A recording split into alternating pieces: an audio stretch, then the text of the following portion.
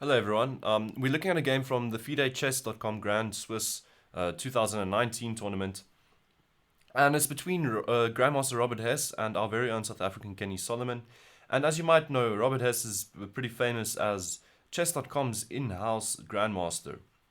We have Bishop E4, not going for any G6 lines, also very common for Kenny to go for, but Bishop B4, Nimzo Indian.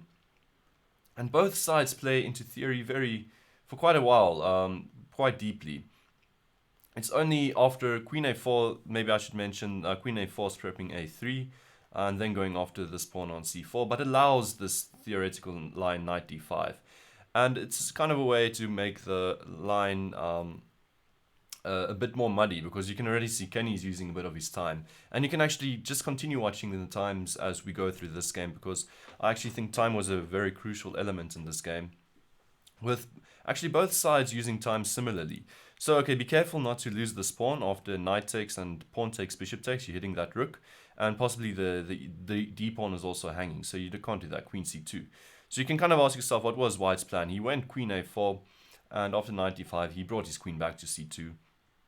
And actually, it's to prepare this nice e4 move one day with tempo, and you've developed this queen. Black kind of claims that, okay, maybe this knight move isn't so good, so it's an interesting claim. But now Kenny spends a bit of a while, and he goes bishop e7. So definitely theory is a bit murkier or trying to remember things, but Robert's still comfortable. Rook d1. And now Kenny goes f6, quite a sideline. He could have actually really just gone knight b4 here. And okay, queen d2. Knight b4 was always an option here because you've kind of already brought the knight to the side of the board. And I think black can try and play for a bit of a queen side here. In any case, it's not too clear. f6 is played, and it's a bit of a sideline. Now e4, and now knight b4 was actually, yet again, quite a good option. Maybe even stronger this time, because now you get your knight to go to the d3 square. And it's a bit of an annoying outpost for white, but maybe this could also be a weakness for black if white gets rid of this pawn. So not allowing this, just going knight b6, and now actually Kenny has set us up into novel terrain. He's played a novelty here. This hasn't been played before, but he's suffering a bit on the clock there, 46 minutes. Queen e2. Robert Hess, though, he's a very a decent player, a bit of a perfectionist. So he also uses a bit of time. He doesn't use the time advantage too well here. Bishop f4, going after that pawn, and kind of forces bishop d8. Now black is kind of awkward, but white just positions back. Now he claims he's put this bishop on a bad square, and he's done something with his own bishop, allowing this rook to open up. And I like his style of play, queen h5, but he doesn't have a huge advantage. And both sides actually getting into a bit of time trouble here. They're on move 16, both on 20 minutes. We have knight takes d5 now. And now knight e5.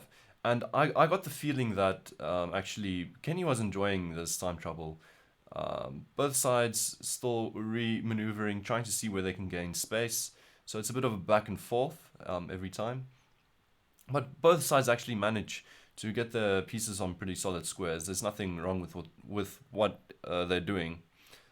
White has kind of shifted his way to the king side, but there's not much happening. This f6 queen here, it's pretty solid, and white must be careful not to overexpose. So black is patient.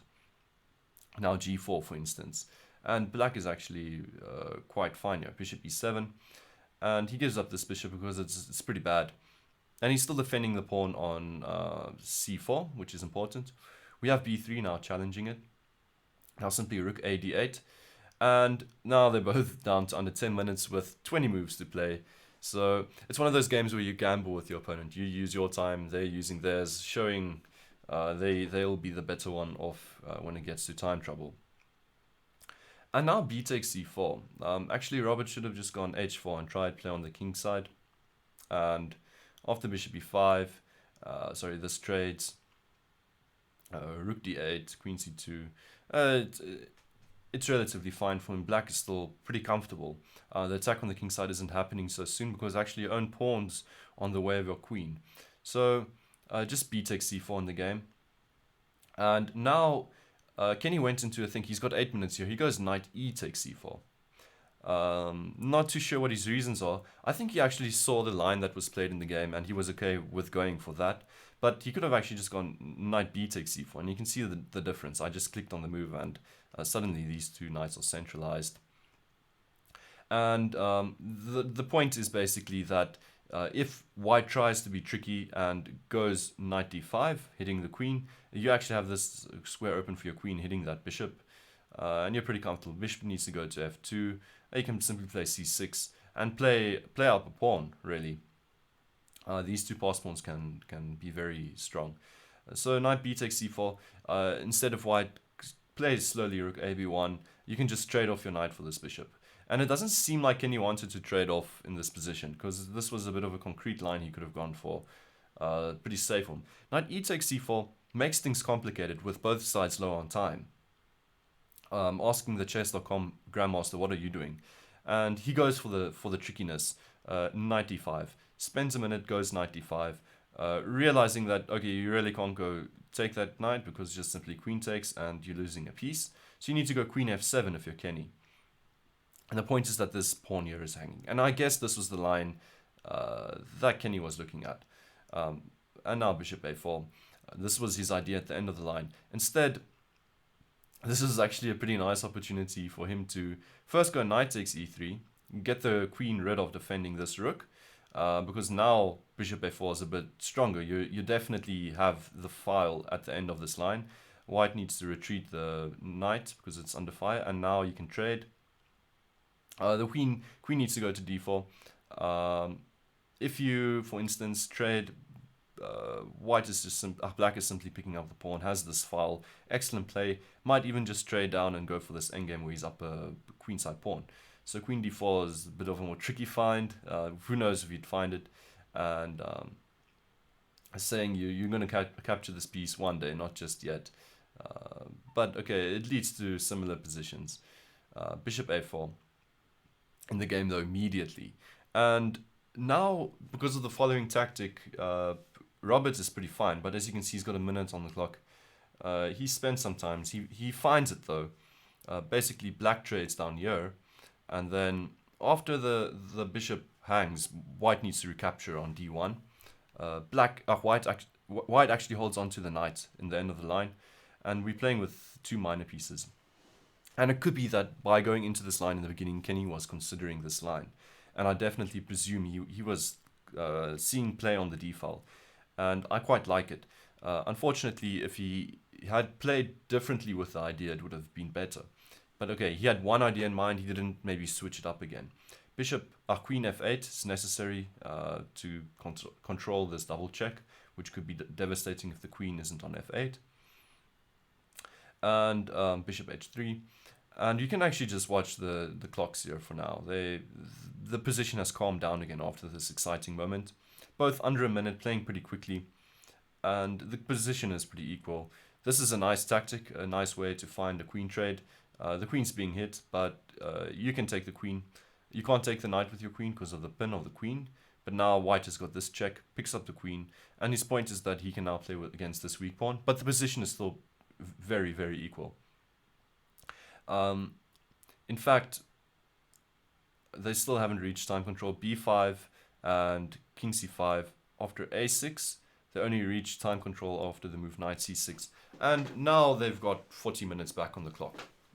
And it becomes a drawn endgame where, okay, Kenny just needs to worry about the queen side for the time being because his king is so far away. And coordinating with these two pieces is difficult. He does this well. This is his final move, giving him time control as well. And knight b6, knight b4, and okay, a5. You can't lose that pawn. And the thing is, white is kind of forcing black to push these pawns forward so that he has something to target at. If they're sitting all the way back there, the knights could still defend them. But you need to play actively, and Kenny does so. For a while, he needs to give up this pawn sooner or later, but the position is perfectly fine. He gets a pawn back in return, and he can get this h2 pawn as well. The issue is now that all your pieces are kind of far away from this a pawn, and this is the only kind of resource white has now. We have king b6 going off this pawn, and now Kenny goes king g6. But it's actually funny, he spends 8 minutes on going into this line. And this is actually just such a complex line. And it made me reevaluate this position a few times before deciding what to say about this position, because it's pretty tricky. Even Kenny didn't evaluate this position correctly after 8 minutes, but that's different when you're playing over the board and sitting at home. King g6 feels perfectly natural. You're bringing in your king for the endgame.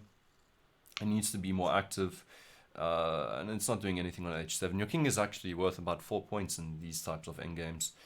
It's stronger than a knight or a bishop, and you need to start using it.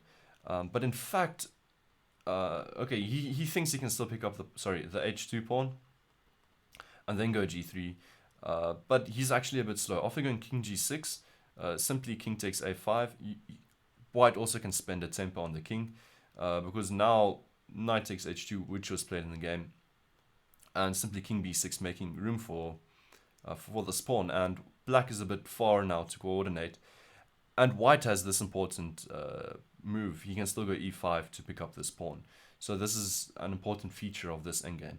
Instead, making it a bit more tricky, and this is weird because you shouldn't play princip lead. Apparently, you should go knight takes h2 first to keep equality.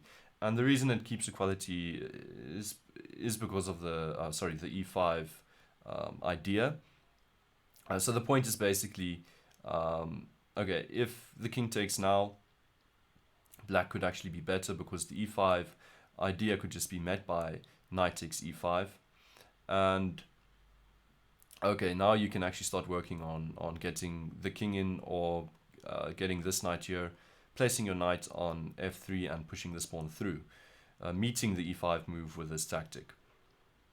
But instead in the game, okay, so obviously after knight takes h2, white wouldn't go for the pawn. He'd run like this, and this is kind of why it's a draw. A very deep, loads of lines here, but it walks into a draw. But in the game, what was played after king g6, now he just takes the pawn. The point is that it becomes clear for white that knight takes h2. Your idea is pretty clear. You still got the e5 tactic, and the a pawn is running through. And now knight f3, and pushing this pawn immediately is unfortunately wrong. Kenny had one last hope. He could have gone knight f7, and the point being that, okay, maybe he can bring this knight here, force the bishop to not communicate anymore, but in fact then this knight might also come stop the pawn, and then this pawn runs through. So it's actually a very small nuance, costing him the game in the end. And unfortunately, he used a lot of time, but using a lot of time in a situation where your position isn't as comfortable as, say, white's to play here, your pieces are further away, it walks into a loss. And actually, Kenny played a good game here. There was no reason to lose this, and on the records, it's going to be a loss always. But I hope you enjoyed the game. Kenny actually resigned after knight takes h2, knight f3, and pushing this pawn. They still played a few moves. After f takes e5, see, here's the idea again of bringing this bishop in, and now the knight isn't here to recapture and maybe go back again. He resigns after the move a5. There's nothing to do. I hope you enjoyed this video, and I'm going to paste the FEN, the FEN. You can go look at the position, the endgame position. It's actually pretty hectic, loads of lines. If I share all of them, it's going to be about a half-an-hour video, so go do your own research. It should be very fun. And remember to subscribe to the channel if you haven't done so yet, and I'll see you guys soon for more videos. Thanks for watching.